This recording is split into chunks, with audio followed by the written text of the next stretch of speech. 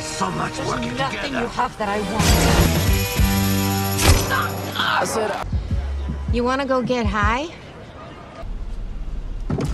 Are you here to rescue the plant? Thanks for the warning. I'm going to London. With the punching. Wait a minute. You're the tax man. Oh my God. Oh, God. Thank you for your honesty. are you gonna be my girl? The story begins with a young woman named Sadie, who's casually driving around on the outskirts of Washington, D.C. While she's on the road, she gets a phone call from Dr. Yates. Their conversation turns to the subject of an unexpected death.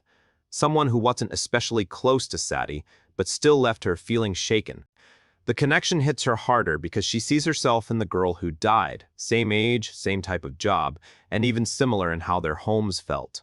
Lonely and empty, Dr. Yates tries to reassure her, telling her that he'll check in with her again soon.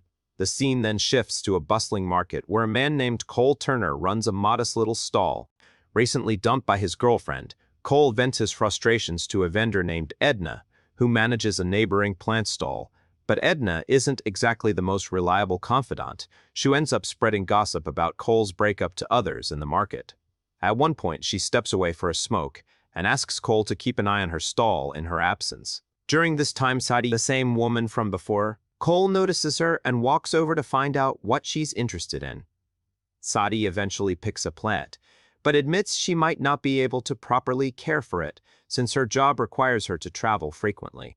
Cole, skeptical of her ability to keep it alive, warns that she'll probably end up killing it, sparking a playful but slightly heated exchange between the two. Well, not as sad as killing a plant.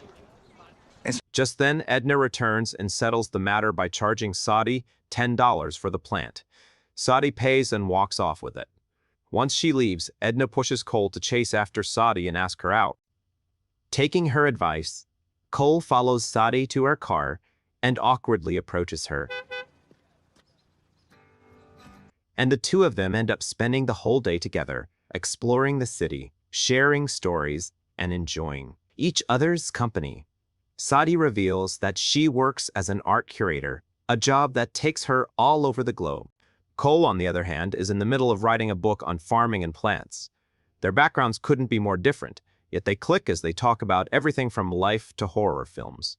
Sadie confesses she isn't scared of horror movies because she's already faced scarier real-life experiences, such as fleeing her home country on a raft with her courageous mother. That ordeal toughened her up, leaving her fearless in the face of most dangers. As night falls, they end up at a bar where Sadie takes the mic to sing.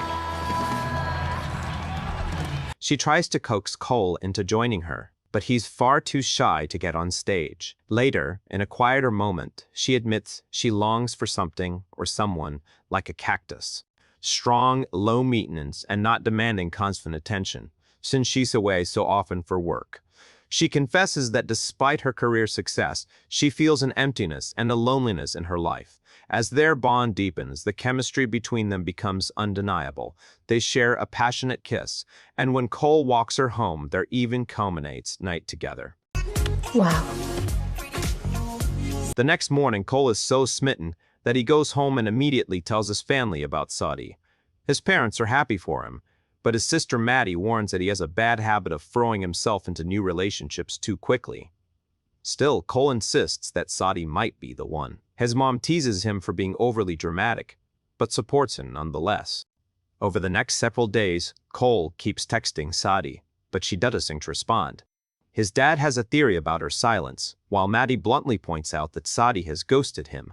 Then Cole remembers he accidentally left his inhaler as a tracking device inside Sadie's purse. When he checks, he sees Therese in London. Against Maddie's warnings that this will make him look obsessive, Cole impulsively decides to fly to London to find her. Not long after, Cole wakes up in what looks like a laboratory filled with dangerous insects used for torture.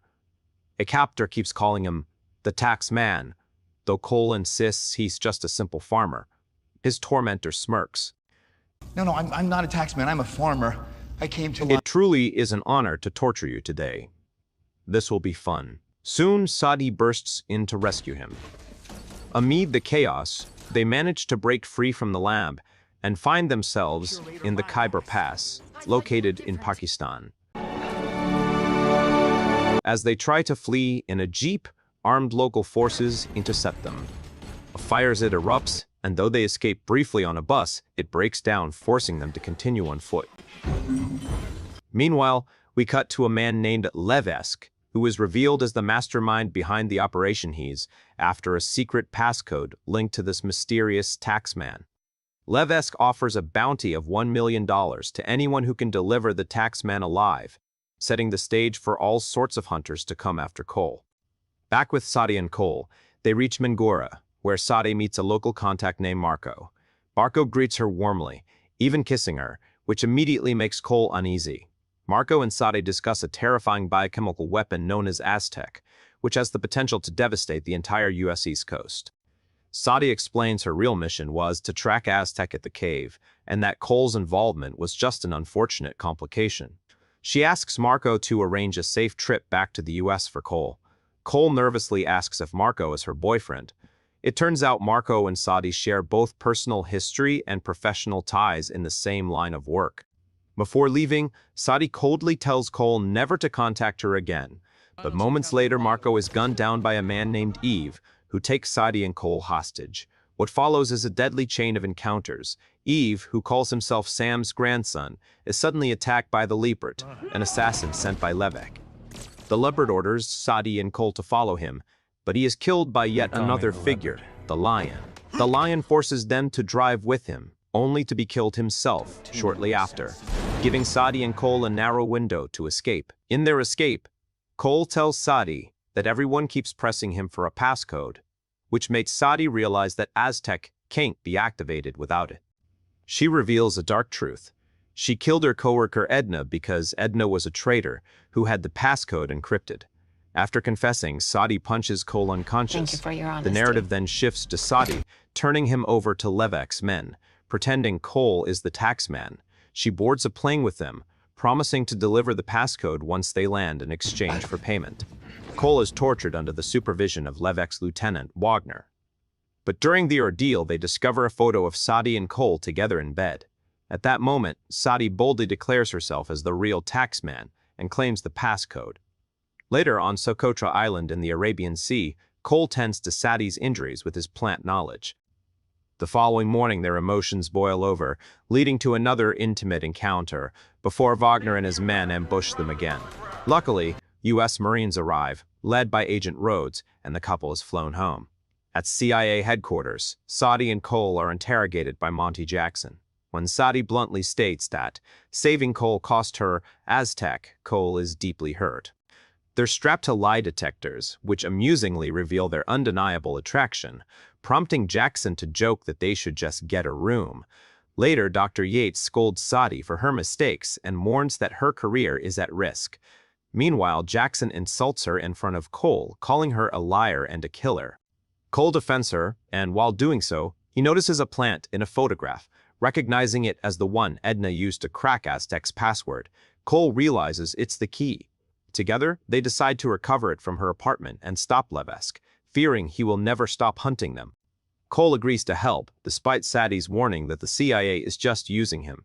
He counters that they're using her too. Meanwhile, Levesque reports to his employer, Mr. Utami, who demands immediate results. Utami threatens Levesque with death if he fails. A meeting is arranged at a mall, but Cole's team is slaughtered. He chooses to stay behind, confident that Sadie will rescue him. At the meeting, Levesque demands the passcode. Cole pretends to betray his side, asking for money in return. But Levesque sees through the ruse. Just when things seem bleak, Sadie shows up. Cole reveals that she is the true taxman with the real code. Utami transfers the money, and she opens the Aztec case. Levesque then tries to kill her, but is shocked to find himself surrounded by bounty hunters secretly hired by Sadie. A massive gunfight breaks out, and the building itself begins to rotate, creating complete chaos. In the middle of it all, Sadie shoots the ceiling above Levesque, crushing him to death beneath the debris. With Aztec secured and Levesque gone, Cole and Sadie kiss, with Cole complimenting her stunning black dress. The story winds down with Sadie joining Cole for a peaceful family dinner. His parents adore her, and even Maddie is impressed. Months later, we see that Sadie and Cole are in a steady relationship, thriving in their careers. but their lives are far from ordinary. When Cole Pops open their car trunk, a bound and gagged man is inside. Sadie casually explains he's an arms dealer, and together they drive off for their date, hinting that their thrilling adventures are far from over.